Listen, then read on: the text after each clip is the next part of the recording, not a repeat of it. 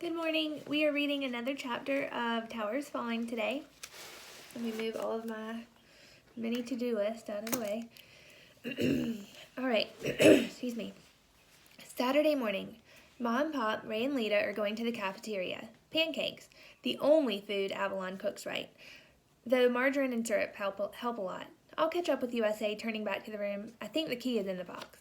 There's all kinds of junk inside it. Some belts, Pop's Yankees mugs, some t-shirts and underwear my fingers claw. Got it. A tiny key on a ring. Click. I snap the clasp, opening the suitcase, and I exhale. All I see are work clothes. 3 white shirts, a couple khaki pants, and the tie folded neat and clean. Black sock balls press into the bottom corners, and I feel disappointed.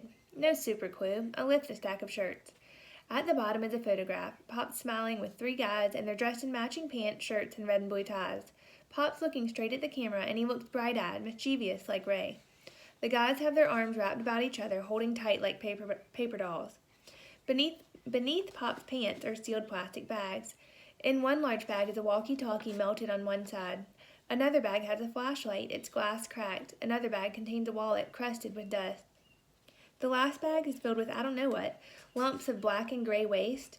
I start to close the suitcase, but I open it again and push my hand inside the top pouch. Another plastic bag.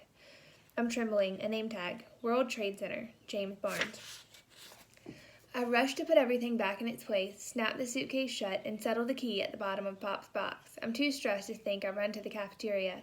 What'd you forget? Asked Ma, sliding me a tray. I stuff pancakes into my mouth, almost gagging on the huge portion, the 2 sweet syrup. My head is aching and tears are swimming in my eyes. Pop survived 9/11. Turkish delight. Sabine puts a square canister on the lunch table. Ben and me smell roses as soon as she opens the box. Take one. The pink powdered sugar squares are soft and chewy, and this is better than store candy, I say. Delicious. Sabine grins. My mother will be so happy you like them. Ben bites. Edmund loved Turkish delight. I wondered what it tasted like. Who's Edmund? Sabine and me giggle that we asked at the same time. A character in The Lion, the Witch, and the Wardrobe. Ben reads everything. I'll read it, says Sabine. Better ask your parents. It's pretty Christian. A Muslim can't read Christian stories? A Christian can't read about Muslims? Outraged. Sabine looks like a puffed cat. Sure they can. I just don't want you to get in trouble. Sabine sighs. Father wouldn't mind. Father says sharing ideas is good. But he also says, since 9/11, Muslims have to be careful. People think we're all terrorists. You're not a terrorist, swears Ben. Sometimes I get picked on for my scarf. It's Wednesday, and Sabine's wearing blue. Whispering, head down, Sabine leans closer. When I'm at the store by myself, the cashier sneers, go back to Saudi Arabia. Sabine throws up her hand. Turkey's closer to Greece, 2 countries away from Saudi Arabia, a separate country. I want to ask, why Saudi Arabia? Instead I grumble, people shouldn't pick on kids. Folks shouldn't pick on anyone, says Ben. All 3 of us pop another Turkish delight into our mouth. I knew blacks were discriminated against, also poor people and homeless people. I didn't know Muslims were too. Religious freedom, I say, chewing. Sabine and Ben both nod. I swallow rose candy, then blurt, Pop survived 9/11. What? What'd you say? My father survived 9/11. It's like the cafeteria has fallen away, sound has been sucked out, but there's no sense of anyone else in the room, just me, Ben, and Sabine. I squirm, feeling desperate inside. I want to see it, I say. What happened? All of it. How could a plane by itself make the towers disappear? Any computer can show us, answers Ben. The school library? Not a good idea, Sabine says flatly, shaking her head. Pop's happy our teachers won't show any video. I don't understand. If Pop was there at the 2 towers, why can't I see? Sabine, have you seen what happened to the towers? No, but my family talks about it a lot. With an internet connection, anyone can see. At school, the public library, home, anywhere. Ben digs in his pocket. My smartphone. Sabine grabs his arm. Maybe we shouldn't. I want to see. I feel sick. I do and I don't want to see it again, but this time, all of it. Pop was there. I want to know what happened to Pop.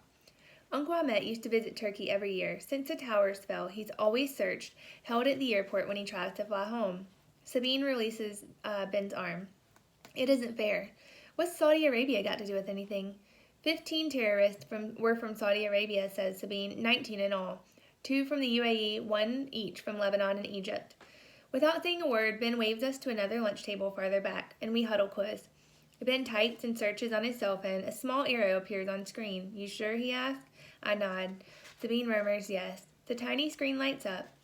2 planes were hijacked by terrorists, says Ben. 2, I asked, trying to understand. Actually, 4. 1 hit the Pentagon, 1 crashed in Pennsylvania. Sabine is biting her cuticles, making her pinky finger bleed. This is the first plane, whispers Ben. It's awful seeing the plane fly closer and closer, its silver nose pointed at the building. People were on the planes and they must have been terrified. Did they know? Did they know they were going to crash? On the cell phone, the explosion is soundless, but I can imagine sounds. Screaming, tearing, slicing through concrete, steel, and glass. The building structure shudders. People shout, call, and cry. Peering, leaning over the phone, we watch. I hear Ben and Sabine breathing. 17 minutes later, the second plane crashed into the South Tower. Don't look at this part, warns Ben. Shut your eyes. Sabine closes her eyes. Me, of course I'm going to look. What? My brain and eyes don't work. I don't believe what I'm seeing because my brain says it isn't so. People are falling. No leaping out of the windows. Escaping fire and heat, suffocating heat. Can I see? Asked Sabine. Not yet. Ben looks at me and I can't believe we're watching together. Can't believe Ben has seen this horror before. How many times? Ben is strong and tough, but I do feel sorry for him. Sorry for me. I feel sorry for all those people in the planes and towers who are expecting an ordinary day.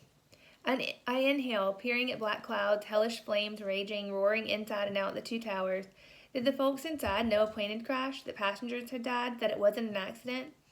The camera shifts back to the North Tower, and a man and woman holding hands leap. They look like skydivers, wind fluttering her dress and his jacket. Can I open my eyes? Asked Sabine. No. Ben and me hush.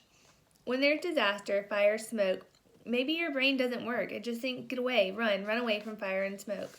I start to cry. Sabine opens her eyes, and nobody's jumping now. The video camera shifts back to the South Tower. You've seen this before? I asked Ben. My dad's in the military. Ben's gaze doesn't waver, and he's kind, but he knows a lot, book learning and life learning, and though he looks soft, he's already wised up that life can be hard.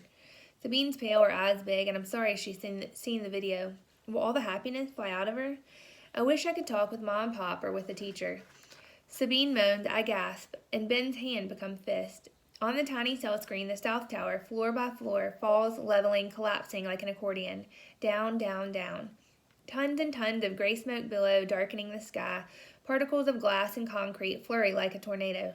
Steel, concrete, glass, pound, rush like death elevators, squashing each floor one after another and another. Boom, boom, boom, until there's no height. Only weight hitting the ground. The people, where'd they go? The South Tower burned for less than an hour, then it collapsed. It doesn't make sense, I say. Its foundation was strong, and it took years to build, adds Sabine. Ben quicks another link. The planes were like explosives, gallons and gallons of oil burning, metal so hot it lost strength and softened. Metal was the building's bones, I say, imagining metal sheets and beams buckling and glowing red. Ben avoids my eyes. The North Tower was hit first and collapsed second. The camera shifts to the North Tower, and the unbelievable is going to happen again. How long did it take, I murmur. 102 minutes. The North Tower collapsed 29 minutes after the South Tower. Ben sounds like a robot, dull and factual. The bell rings, lunch is over. Ben stuffs his phone into his pocket. Sabine wipes her eyes and adjusts her scarf, and going back to class, the three of us move like zombies. We are having a lot of heavy chapters in the middle of this book. Man. We will read the next, that was 2 chapters, and we'll read the next 1 or 2 tomorrow. I hope that you are well and enjoying the beautiful weather. Have a good day.